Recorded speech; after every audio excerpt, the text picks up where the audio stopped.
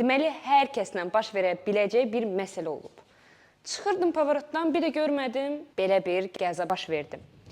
Gördüyün kimi maşınımın sağ hissəsi püskünə qalıb, maşın dəyib və məsələ budur. Maşının üzərində qoruyucu plyonka olmadığı üçün də belə bir zədə də baş verib burada.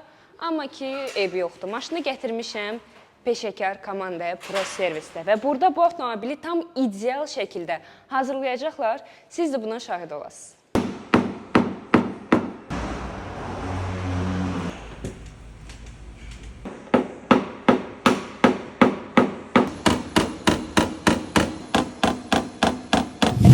Bu da nəticəmiz. Artıq bez kaska işləri bitdi. Nəticəni özün də görürsən.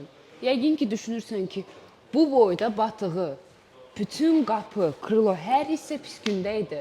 Qəza keçirmiş maşın. Amma artıq hazır. Nəticədə göz qabağında. Yəni, sözü biz sözlə yox, sübutla göstəririk ki, bu işlər tam ideal yalnız Pro Servisdə görülə bilir.